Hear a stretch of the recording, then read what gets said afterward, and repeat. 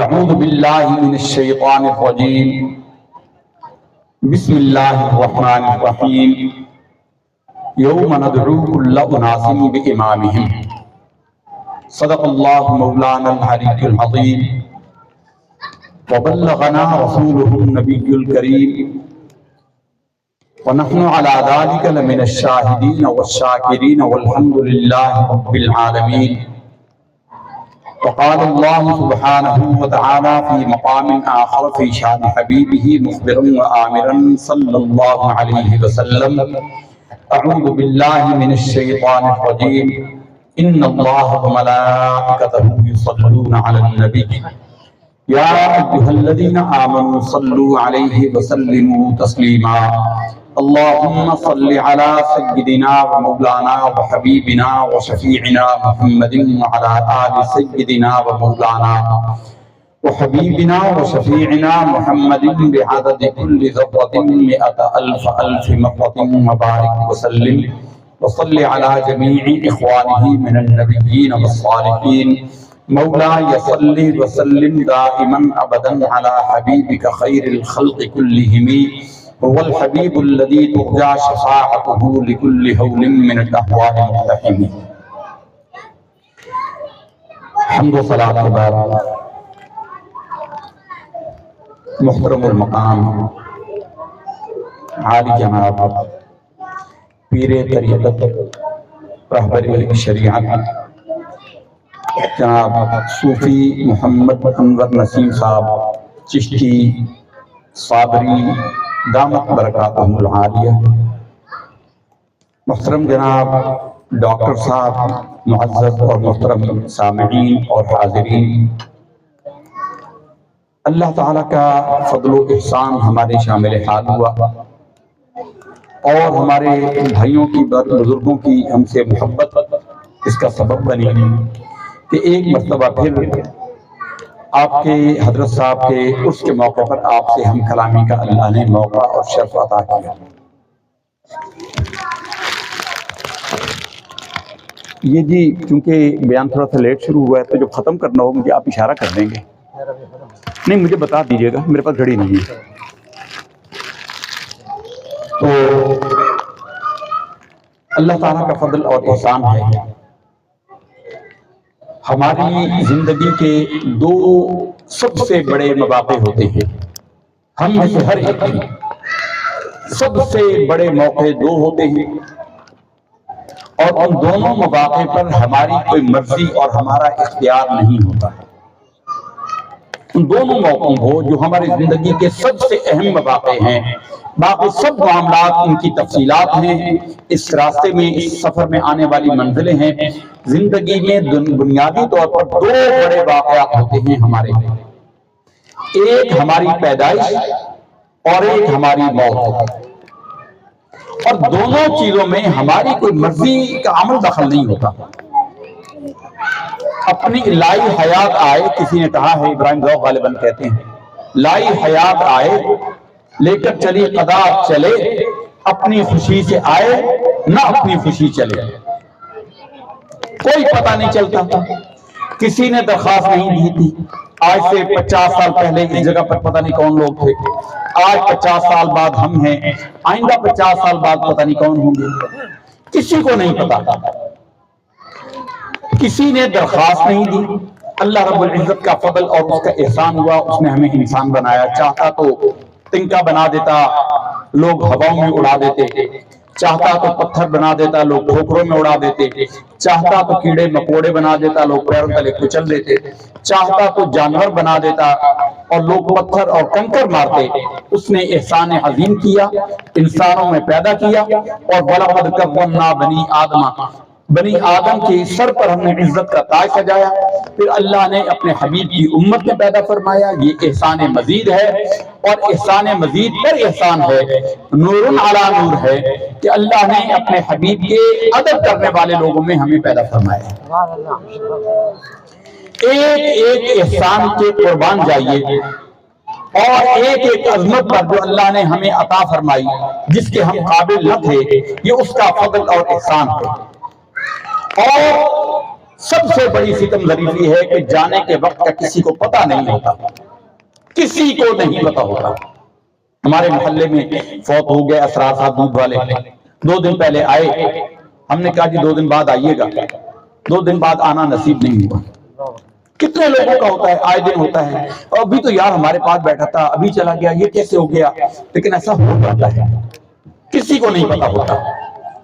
اور اس کے بعد کی جو زندگی ہے وہ بڑی خطرناک ہے، وہ بڑی خطر ہے، بڑی مشکلوں والی زندگی ہے اور ابدی زندگی ہے۔ اگر سکھ ہے، آرام کسی کو خوش نصیبی سے مل گیا، اللہ اور اس کے رسول کا کرم شامل حال ہو گیا، تو اس کا تو بیڑا پار، وہ تو مزے میں ہے۔ فَهُوَ فِي عِيشَةٍ رَاضِيَةٍ، من چاہی آرام میں، من چاہی عیش میں وہ زندگی گزارے گا۔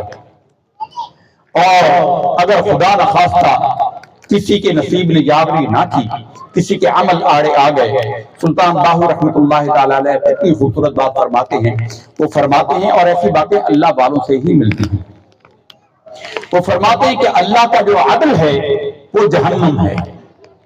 اللہ کا جو عدل ہے، اگر اللہ تعالیٰ ہمارے معاملے میں عدل فرمائے بدلہ جہنم ہے، اللہ فضل فرمائے پھر اللہ تعالیٰ معاف فرما دے گا، پھر جنت ہے۔ اس کو شعر میں بھی انہوں نے فرمایا ہے، عدل کریں تا تھر تھر کمبن، اونچیاں شاناں والے ہوں، جہاں انبیاء کرام علیہ السلام نفسی نفسی کہتے پھر رہے ہوں گے، جو کہیں گے ہائے ہماری جان، ہائے ہماری جان، اذهبوا الى غیری، آدم کہیں گے، نوح کہیں گے، ابراہیم کہیں گے، اسماعیل کہیں گے، 1,24,000 کم و بیش پیغمبر کہیں گے اذهبوا الى غیری، اذهبوا الى غیری۔ بھائی آج ہمیں اپنی جان کا فکر ہے، آج ہمارے سوا کسی اور کے پاس جاؤ، اس وقت ہمارے آقا فرما رہے ہوں گے انا لہا انا لہا، میں یہاں ہوں میں یہاں ہوں، کہاں مارے پھرتے ہو، میرے پاس آؤ۔ وہ وقت بڑا کڑا ہونا ہے، کسی کو نہیں پتا کہ اس کا وہ وقت کیسا گزرتا ہے۔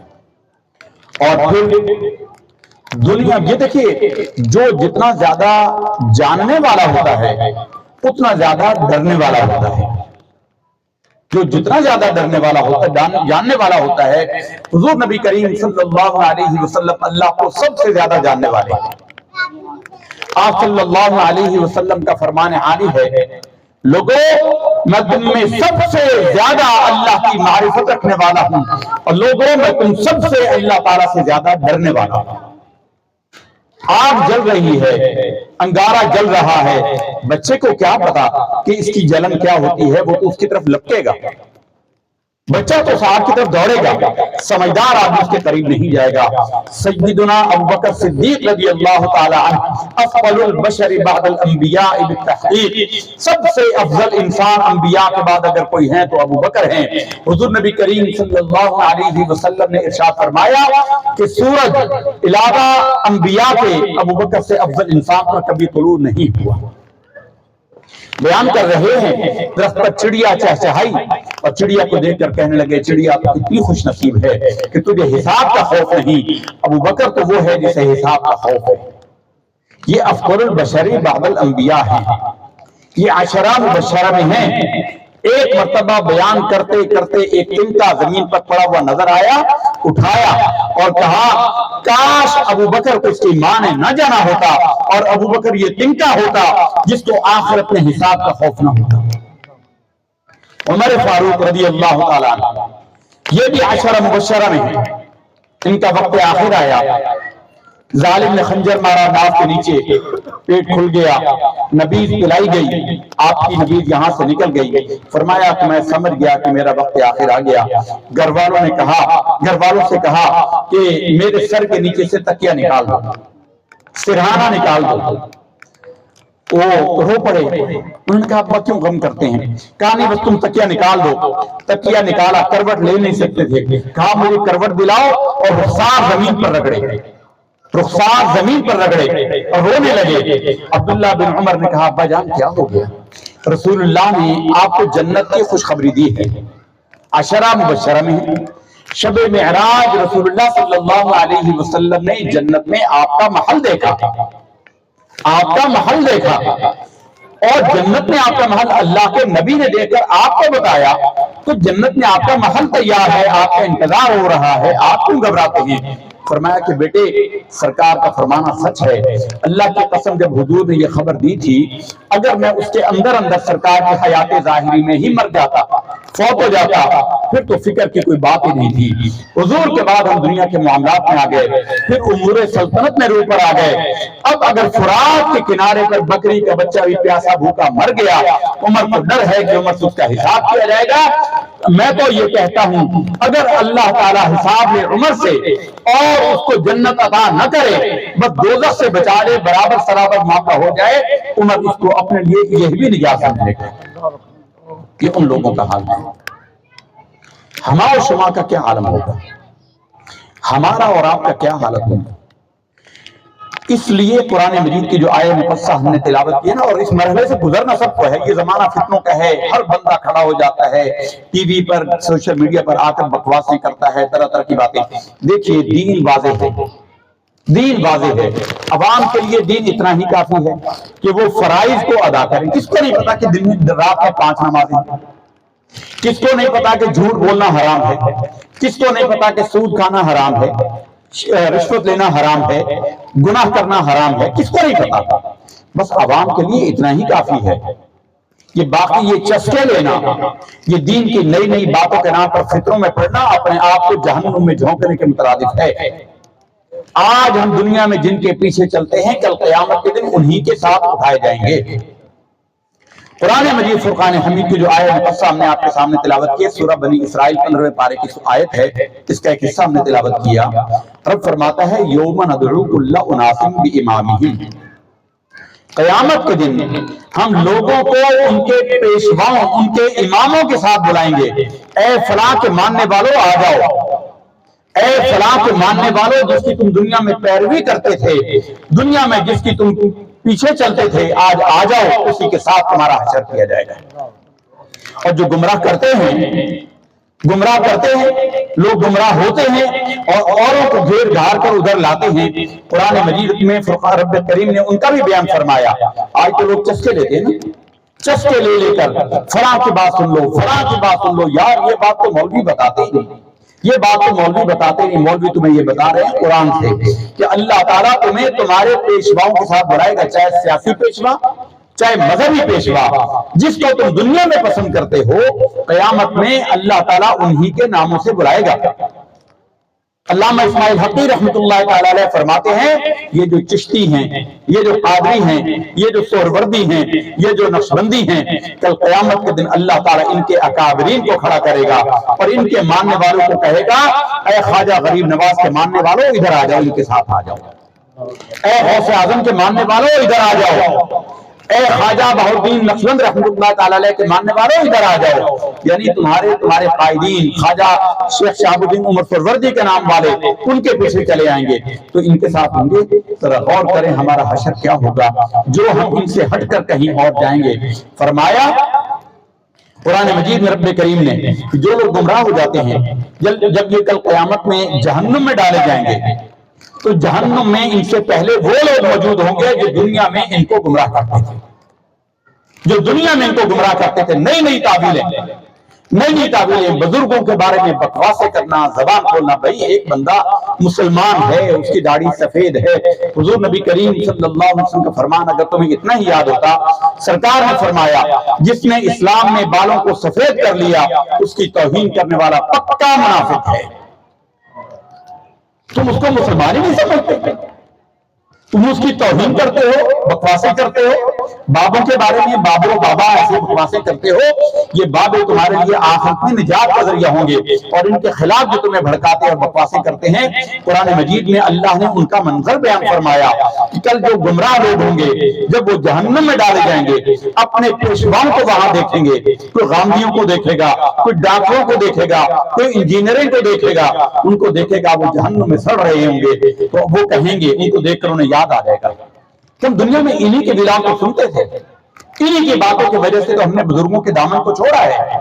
تو وہ قرآن مجید میں رب فرماتا ہے کہ وہ کہیں گے عورت اخراہم لأولاہم، وہ جو بعد میں جہنم میں ڈالے جائیں گے وہ اپنے پہلے والوں کو دیکھ کر کہیں گے ربنا ہؤلاء اضلونا، اے اللہ یہ ہے وہ لوگ جنہوں نے ہمیں گمراہ کیا تھا، ربنا ہؤلاء اضلونا فآتهم عذابا ضعفا من النار، اے اللہ ان کو جہنم میں دو گنا عذاب دینا، ہم تو خود گمراہ ہوئے، انہوں نے ہمیں بھی گمراہ کیا تھا، ان کو ہمیں گمراہ کرنے کا عذاب بھی دے اور ان کو خود گمراہی کا عذاب بھی دے۔ اللہ فرمائے گا اور لکل ضعف، ہر ایک کے لیے دگنا عذاب ہے۔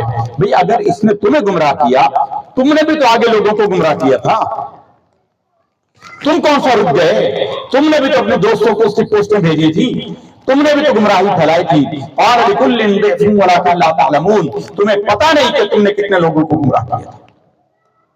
اللہ والوں کے دامن کو تھام لو، اللہ والوں کا ادب کرنا سیکھ لو۔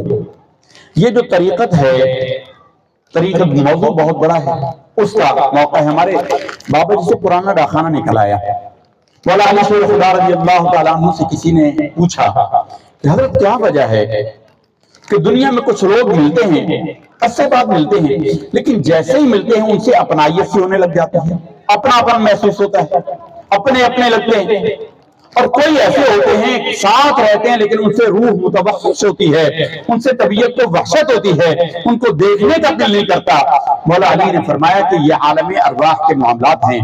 عالم ارواح میں جو روحیں ایک دوسرے کے قریب تھی، جن کی دوستی تھی، جو وہ دنیا میں آتے ہیں، چاہے ایک لمحے کو ملے، ان کے دل کے اندر انسیت جاگ آتی ہے، وہ عالم ارواح کی محبت آ جاتی ہے، ان کو ایک دوسرے سے محبت ہو جاتی ہے۔ جو عالم ارواح میں ایک دوسرے کے دشمن تھے کہ وہ دنیا میں بھی سامنے آتے ہیں تو ان کے دلوں میں ایک دوسرے کے لیے دشمنی ہوتی ہے، مخالفت ہوتی ہے، یہ اس کا اثر ہوتا ہے دنیا میں۔ تمہارے بابا جی سے پرانا تعلق نکل آیا، ہمارے استاد گرامی غزالی زماں راضی دوراں علامہ سید احمد سعید شاہ صاحب کاظمی رحمۃ اللہ تعالی علیہ، ان کے جو خلیفہ اول بقول حضرت صاحب کے رشید السبطین صاحب جو حضرت صاحب کے مرشد ہیں، جن کا عرس ہے آج، تو وہ ان کے خلیفہ اول ہیں۔ ایک ہماری یہ نسبت نکل آئی، حضرت صاحب کو ان کے خلیفہ، پھر حضرت صاحب کا تعلق ملتان سے نکل آیا، ہمارا تعلق ملتان سے ہے، ہمارے دائیں بائیں فاروق پورہ میں، خدادہ، قرونی، مظفر آباد، حضرت صاحب سارے علاقوں میں گھومتے رہتے ہیں اور وہ ہمارا علاقہ ہے۔ تو ہمارے علاقے کے اور بھی بہت لوگ ہیں لیکن ان سے بہت سارے تعلق نکل آئے، ان کی محبت جب ہمیں یاد کرتی ہے ہم حاضر ہو جاتے ہیں۔ یوم ندعو کل اناس بامامہم، کل قیامت کے دن۔ تو یہ جو طریقت ہے نا، شریعت اور طریقت، یہ موضوع جو ہے یہ بہت بڑا ہے، یہ بہت بڑا موضوع ہے، موضوع بہت بڑا ہے۔ لوگ ان کو الگ الگ سمجھتے ہیں، لوگ کہتے ہیں کہ یہ شریعت والے ہیں، یہ طریقت والے ہیں۔ بایزید بسطامی رضی اللہ تعالی عنہ اولیاء اللہ کے سردار ہیں۔ بایزید بسطامی رضی اللہ تعالی عنہ کے لیے جنید بغدادی نے کہا ہے، اور جنید بغدادی کون ہیں؟ جن کو داتا صاحب اپنے آپ کو سلسلے سے ملاتے ہیں، وہ کہتے ہیں میں سلسلہ جنیدیہ سے ہوں، سلسلہ حالیہ جنیدیہ سے ہوں۔ وہ جنید بغدادی فرماتے ہیں بایزید بسطامی کے لیے کہ بایزید بسطامی رضی اللہ تعالی عنہ کا مقام اولیاء اللہ کے اندر ایسا ہے جیسے فرشتوں میں جبریل امین کا مقام ہے،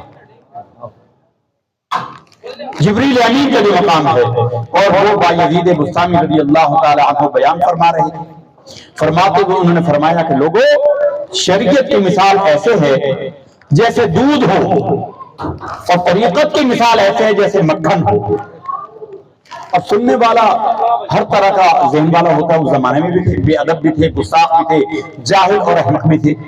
جو بے ادب ہوتا ہے نا، یہ تو پکی بات ہے کہ وہ جاہل اور بے وقوف ہوتا ہے، یہ بات پکی سمجھ لیجیے۔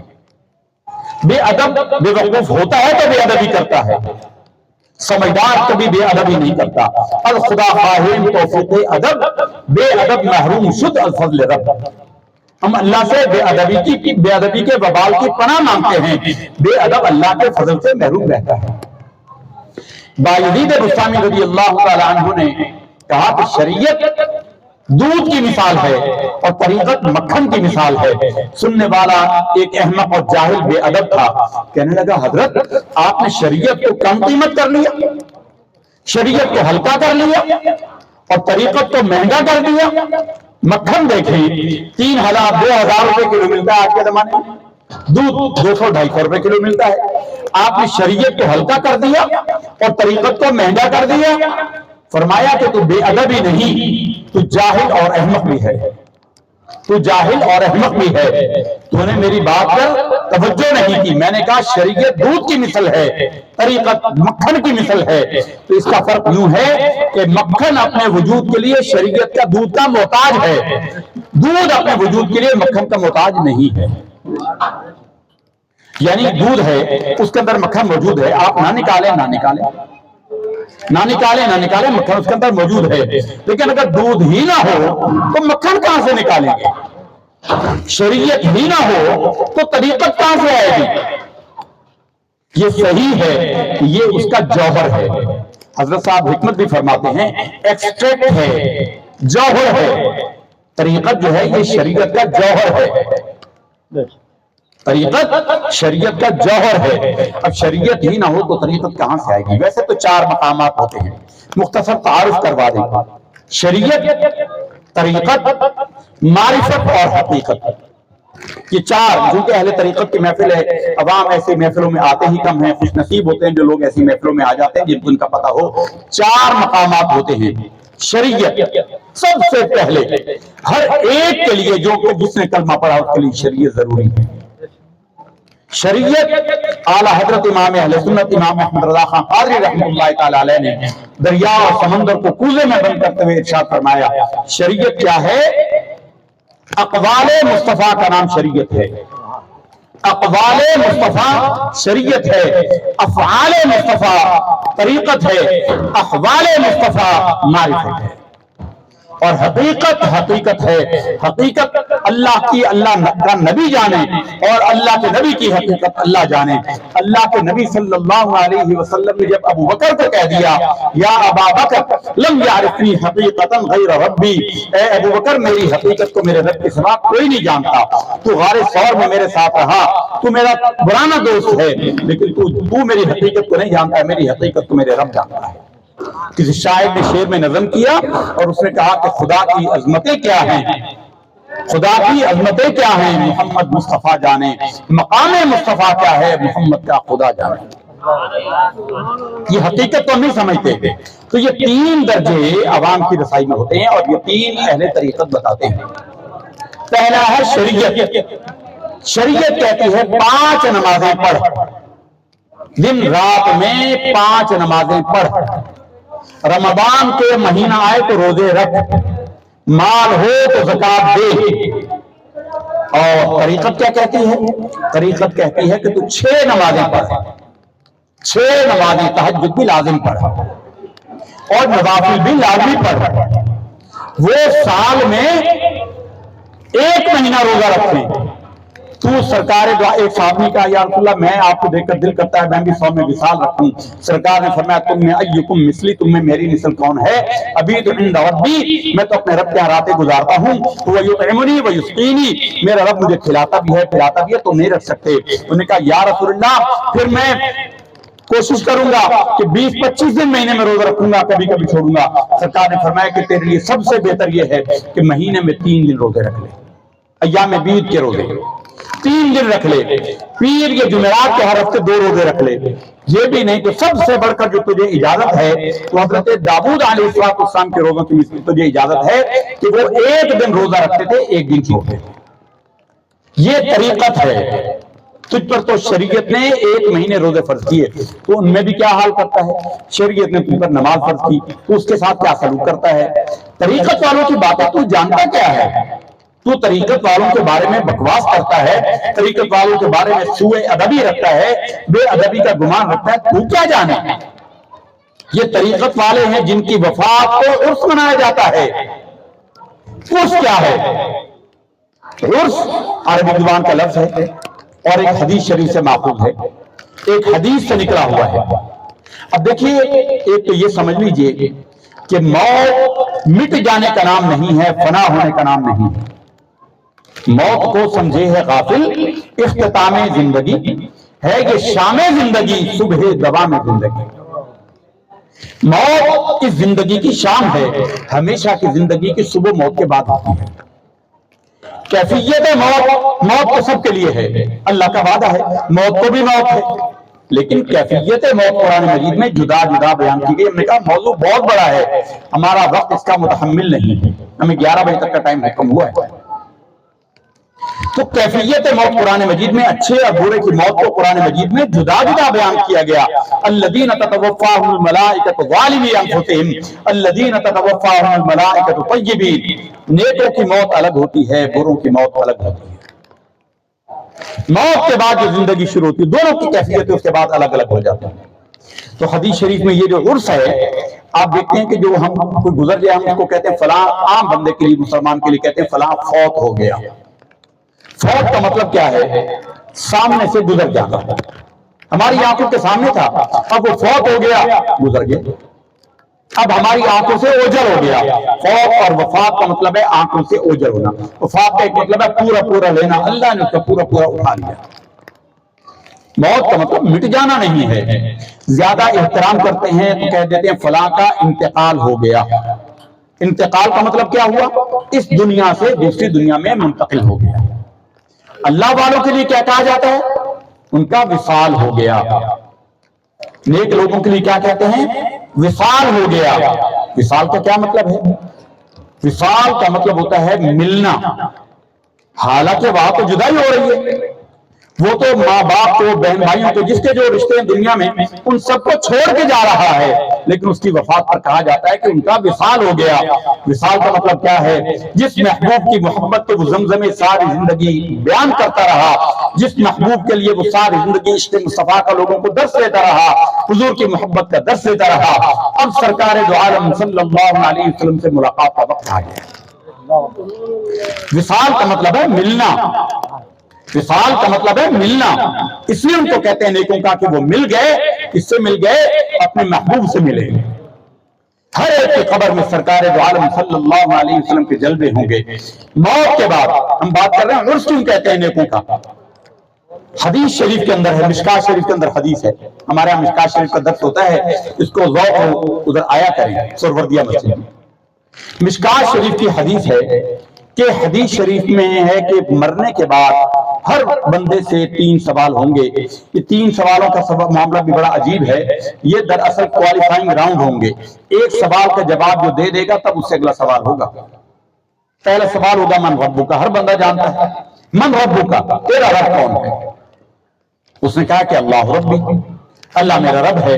پھر اگلا سوال ہوگا ما دینک، اللہ کو یہودی بھی مانتے ہیں، عیسائی بھی مانتے ہیں، حتیٰ کہ ہندو بھی مانتے ہیں۔ آپ جانتے ہوں گے ہندوؤں میں ہزاروں بھگوان تو ہیں، لیکن ہندوؤں کا ایشور ایک ہے، ہندوؤں کا بھی ایشور ایک ہے، خدا کی یکتائی کا تصور ان کے ہاں بھی ہے۔ تو وہ ایک تو وہ اللہ کو وہ بھی مانتے ہیں، تو یہودی اور عیسائی کو کہیں گے کہ اللہ ہمارا رب ہے، پوچھا جائے گا ما دینو کا، تیرا دین کیا ہے؟ اب دین والے بچیں گے مسلمان، باقیوں کا تو وہاں پر کام ختم ہو جائے گا۔ جب تیسرا مرحلہ آئے گا، سرکار دو عالم صلی اللہ علیہ وسلم کی زیارت ہوگی، حضور ہر عاشق کی قبر میں تشریف لائیں گے، حضور ہر مسلمان کی قبر میں تشریف لائیں گے۔ اور سوال کیا ہوگا؟ بخاری شریف کے اندر 7 جگہ امام بخاری نے یہ حدیث بیان کی ہے۔ ایک جگہ تو فرمایا ما تقول فی حق ھذا الرجل، کیا کہتا ہے اس ہستی کے بارے میں، لیکن 6 جگہ پر صیغہ ماضی سے بیان کیا، ما کنت تقول فی حق ھذا الرجل، دنیا میں تو کیا کہتا تھا، ماضی کی صیغے سے، اب نہیں، دنیا میں کیا کہتا تھا اس ہستی کے بارے میں، دنیا میں کیا کہتا تھا، وہ مجھ جیسے بشر ہیں، قل انما انا بشر مثلکم، اتنا ہی تو نہیں یاد تھا۔ جب حضور کی بات کی جاتی اتنا نہ بڑھاؤ، اتنا نہ بڑھاؤ، قبر میں تو تمہاری پاس ہونے کا مرحلہ ہی حضور کی معرفت سے ہونا ہے۔ جب اس مسلمان مرد مومن حضور کا عاشق صادق سارے جواب دے دے گا تو فرشتے اسے کیا کہیں گے؟ وہ کہیں گے، حدیث شریف کے اندر ہے نم کنومت العروس التي لا يوقظه الا اہلہ الیہ، اے سونے والے سو جا ایسے جیسے دلہن اپنے حجلہ عروسی میں سوتی ہے، اور سوائے اس کے محبوب کے اسے کوئی جگاتا نہیں ہے۔ نم کنومت العروس، عربی میں عروس دولہا کو بھی کہتے ہیں، دلہن کو بھی کہتے ہیں، عام طور پر دلہن کے لیے مستعمل ہے، لیکن عربی میں دولہا کو بھی عروس کہتے ہیں۔ عروس سے لفظ عرس نکلا ہے، عرس کہتے ہیں شادی کو، خوشی کو۔ اب اللہ والے کے لیے تو ساری سب سے بڑی خوشی کا مقام ہی یہ ہے کہ وہ تو اپنے رب سے ملاقات کے لیے جا رہا ہے، جس کی محبت کے پیغام وہ دنیا میں عام کرتا رہا، اپنے اس محبوب سے ملنے جا رہا ہے جن کی محبت کے زمزم میں وہ ساری زندگی کرتا رہا۔ یہ 1.5 گھنٹہ پہلے 2 گھنٹہ پہلے جو پروگرام چلا، یہ حضور کی نعتیں سنتے رہے تو حضور کی محبت کا جو صلہ ملنے والا ہے، حضور کی دیدار کا وقت آنے والا ہے، تو اب اس کے لیے اس سے بڑی خوشی کا مقام کیا ہوگا؟ اس لیے اللہ والوں کا عرس منایا جاتا ہے، اس لیے کہا جاتا ہے کہ ان کا وصال ہوا ہے۔ حضرت سیدنا بلال حبشی رضی اللہ تعالیٰ عنہ داستان عشق و محبت کا کے سرخیل ہے، قافلہ سالار ہیں عشق و محبت کے۔ عبادت کس کے لیے ہوتی ہے؟ عبادت کس کی ہوتی ہے؟ اللہ کی ہوتی ہے۔ اذان عبادت کے لیے بلائی جاتی ہے، اذان جو ہے ترانہ ہے نماز کے لیے، اللہ کی عبادت کے لیے لوگوں کو بلایا جاتا ہے۔ سرکار دو عالم صلی اللہ علیہ وسلم جب حیات ظاہری میں تھے، حضور جلوہ فرما ہوتے تھے، اور حضرت بلال جب اذان دیتے تھے کہتے تھے اشہد ان محمد رسول اللہ، یہ ہے میں گواہی دیتا ہوں کہ یہ محمد صلی اللہ علیہ وسلم اللہ کے رسول ہیں، اشارہ کرتے تھے۔ یہ عشق اور محبت ہے۔ لیکن جب حضور کا وصال ہو گیا، اب عبادت تو اللہ کی ہونی ہے، اور عبادت کے لیے اذان بھی ہونی ہے۔ اذان کا وقت آیا، بلال سے کہا گیا بلال وہ اذان دو جو حضور کے سامنے دیتے تھے۔ جب بلال اس پر پہنچے، اشہد ان محمد رسول اللہ اشارہ کیا، حضور نظر نہیں آئے، غش کھایا، گرے اور بے ہوش ہو گئے۔ اس کے بعد مدینہ میں رہنا دشوار ہو گیا کہ مدینہ میں رہنا اور حضور کو نہ دیکھو۔ دمشق چلے گئے، شام چلے گئے، سیریا میں چلے گئے، وہاں رہنے لگے۔ سرکار دو عالم صلی اللہ علیہ وسلم کی زیارت ہوئی، کہا بلال ہمیں بھول گئے، ہمیں چھوڑ کے چلے گئے؟ بلال نے کہا لبیک یا رسول اللہ، اور پہنچے سفروں پر سفر کرتے ہوئے مدینہ طیبہ۔ اور حسنین کری بڑی مختصر سی بات سنا رہے ہیں آپ کو، بڑا طویل واقعہ ہے۔ حسنین کے عالم کو کہا گیا اذان دو، انہوں نے کہا میری جرت نہیں ہے کہ حضور، اللہ تو حی و قیوم ہے، اللہ تو زندہ ہے، سامنے اللہ تعالیٰ کا ذکر ہر وقت موجود ہے، اذان عبادت کے لیے ہے۔ انہوں نے کہا مجھ سے اذان نہیں دی جائے گی۔ حسنین کریمین سے سفارش کروائی گئی۔ حسنین کریمین نے کہا کہ بلال ہمیں ہمارے نانا کے دور کی اذان کو سنا دو۔ حضرت بلال نے جب وہ اذان دی، کہا شہزادو تمہاری فرمائش پر رد نہیں کی جا سکتی۔ جب وہ اذان دی، مدینہ میں زار و قطار لوگ روتے ہوئے گھروں سے باہر نکل آئے، کئیوں کو غشیوں کے دورے پڑ گئے۔ یہ بلال عشق و محبت کا سالار ہے۔ ان کا جب وقت آیا نا، درویشی کی زندگی گزارتے تھے، سادہ زندگی گزارتے تھے۔ جب ان کا وقت آیا نا، بیوی پاس تھی، کہا مجھے اٹھاؤ، نہائے دھوئے، کہا میرا اعلیٰ ترین لباس نکالو۔ بیوی نے کہا حضرت آپ کی حالت تو نازک ہے۔ کہا واہ خزناہ واہ خزناہ، ہائے افسوس جنگل میں اکیلی یہاں پر عورت، اور آپ کتنے دکھ کی بات ہے، آپ اس بیماری میں لاچاری میں یہ خوشبوئیں کیوں لگا رہے ہیں، یہ کپڑے کیوں پہن رہے ہیں؟ انہوں نے کہا واہ خزناہ واہ خزناہ۔ انہوں نے کہا نہ یہ نہ کہے، واہ پرباہ واہ پرباہ، ہاں ہاں خوشی کا مقام ہے، ہاں ہاں خوشی کا مقام ہے۔ انہوں نے کہا کیا خوشی کا مقام ہے، آپ کی حالت خطرے میں ہے، مجھے لگتا ہے آپ کل کا دن نہیں دیکھیں گے۔ کہا کہ اللہ کی قسم یہی تو خوشی کا موقع ہے کہ جس محبوب کی محبت میں میرا کلیجہ جل کر کباب ہو گیا، کل اس کی زیارت کا دن آ رہا ہے۔ نعرہ تکبیر، اللہ اکبر، نعرہ رسالت، یا رسول اللہ صلی اللہ علیہ نعرہ حیدری، وسلم، یا علی رضی اللہ تعالیٰ عنہ۔ تو اس کرنے کا مطلب یہ کہ اس لیے عرس منایا جاتا ہے اور ہر سال منایا جاتا ہے۔ بس آخری بات، منٹ ختم ہو گئے۔ حضور نبی کریم صلی اللہ علیہ وسلم کو اپنے چچا سے بڑی محبت تھی، حضرت حمزہ سے بڑی محبت تھی۔ یہ حضور کے دودھ شریک بھائی بھی تھے، حضرت حمزہ اور حضور نے ایک خاتون حضرت سویبہ کا دودھ پیا ہوا ہے، رضائی بھائی بھی تھے، بڑی محبت تھی۔ غزوہ احد میں شہید ہوئے، ان کے قاتل بعد میں مسلمان ہو گئے فتح مکہ پر۔ حضور نے فرمایا وحشی تو میرے سامنے نہ، تو مسلمان ہے ہو گیا، تیرے اللہ نے گناہوں کو معاف کر دیا، میں نے بھی معاف کیا، لیکن تو میرے سامنے نہ آیا کر کہ مجھے اپنے چچا کی شہادت یاد آ جاتی ہے، وہ دکھ ہرا ہو جاتا ہے۔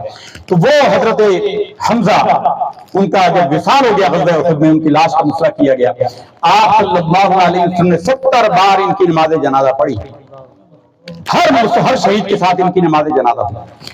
اس کے بعد آپ صلی اللہ علیہ وسلم ہر سال عرس منانے کی اصل یہ حدیث ہے، یہ حدیث شریف ہر سال عرس منانے کی اصل ہے۔ رسول اللہ صلی اللہ علیہ وسلم ہر سال وہ جو شہادت کا دن تھا اس دن شہدائے احد کے مزار پر تشریف لے کر جاتے، وہاں پر فاتحہ پڑھتے تھے، آپ صلی اللہ علیہ وسلم دعا کرتے تھے، حضور کا وصال ہو گیا، پھر ابو بکر خلیفہ بنے، ہر سال وہ بھی جاتے تھے، پھر ان کا دور چلا گیا، پھر عمر فاروق کا دور آیا، وہ 12-13 سال وہ بھی جاتے رہے، عثمان غنی کا زمانہ آیا وہ بھی جاتے رہے، مولا علی کا زمانہ آیا وہ بھی جاتے رہے۔ مولا علی کے تو چچا ہے نا، یہ مولا علی کا زمانہ آیا، فتنوں کا زمانہ تھا، ایک سال نہیں جا سکے، جنگوں کا زمانہ تھا، ایک سال نہیں جا سکے۔ رات کو چچا کی زیارت ہوئی حمزہ کی، کہا کہ علی دوستی اور وفا یہ تو نہیں کہ تو ہمیں ملنے نہیں آیا اس سال، یعنی جو وصال کا دن ہوتا ہے اللہ والوں کا، اس دن ان کی روح اپنے ماننے والوں کی طرف متوجہ ہوتی ہے، ان کی روح مبارکہ متوجہ ہوتی ہے، اس لیے ان کے اصالے ثواب کے لیے پروگرام کیے جاتے ہیں۔ آج لوگ بڑی بڑی بکواسیں کرتے ہیں، بڑی بھئی اس میں کیا ہوتا ہے؟ اس میں قرآن خوانی ہوتی ہے، بتاؤ یہ ناجائز ہے؟ بتاؤ یہ ناجائز ہے؟ نعت خوانی ہوتی ہے، کیا یہ ناجائز ہے؟ منقبت بزرگوں کی تاریخی کلمات پڑھ جاتے ہیں، وہ گناہ ہے۔ گفتگو کی جاتی ہے، اس کے بعد صلاۃ و سلام ہوگا، اس کے بعد کھانا کھلانا ہوگا۔ نبی کریم صلی اللہ علیہ وسلم نے فرمایا کہ سب سے بڑا افضل عمل لوگوں کو سلام کرنا اور کھانا کھلانا ہے۔ بتاؤ تو صحیح کہ اس کے اندر غلط کیا چیز ہے؟ آج لوگ باتیں کرتے ہیں، کہتے ہیں جی بڑی غلط رسمیں آ گئی، غلط چیزیں آ گئی۔ بھائی آپ نے دیکھا شادی بیاہ کے اندر کیا کچھ ہوتا ہے؟ شادی بیاہ کے اندر جو رسمیں ہوتی ہیں، کیا وہ عورتیں مرد مخلوط ہو رہے ہوتے ہیں، پتہ نہیں ناچ گانے ہو رہے ہوتے ہیں، کیا کیا ہوتے ہیں؟ کبھی کسی نے کہا کہ بھئی شادی کی رسموں میں بہت سارے غلط کام ہوتے ہیں اس لیے شادی کرنا بند کر دو؟ کہتے ہیں غلط کاموں کو بند کرنا چاہیے، غلط رسموں کو بند کرنا چاہیے۔ اگر کسی جگہ پر ہو رہا ہو، یہاں پہ عین شریعت کے مطابق سارے کام ہو رہے ہوتے ہیں، تو اس لیے عزیزان گرامی بساط کا یہی پیغام ہے، دنیا میں اللہ والوں کے دامن کو تھام لو، یہ آخرت میں تمہارے کام آئیں گے۔ ہماری اور آپ کی کیا حیثیت ہے؟ مولانا جامی رحمۃ اللہ تعالیٰ علیہ نے فرما دیا، شنیدم کے در روز امید و بی بدارا بنے کا ببخشت کریم۔ ہم نے سنا ہے کہ کل قیامت کے دن خوف و امید کا درمیانی دن اللہ تعالیٰ ہم جیسے بروں کو اللہ تعالیٰ نیک لوگوں کے صدقے میں معاف فرما دے گا۔ اللہ تعالیٰ سے دعا ہے کہ دنیا اور آخرت میں اپنے انعام یافتہ بندوں کے دامن سے وابستگی نصیب فرمائے، ان کے طریقے پر چلنے کی توفیق عطا فرمائے، ان کی تعلیمات پر عمل کی توفیق دے، اور اللہ تعالیٰ ہمیں ہماری آنے والی نسلوں کو بھی بے ادبی کے وبال سے محفوظ فرمائے۔ اللہ تعالیٰ ہمیں ایسی محفلوں میں شرکت کی سعادت و توفیق دے۔ وآخر دعوانا الحمدللہ رب العالمین۔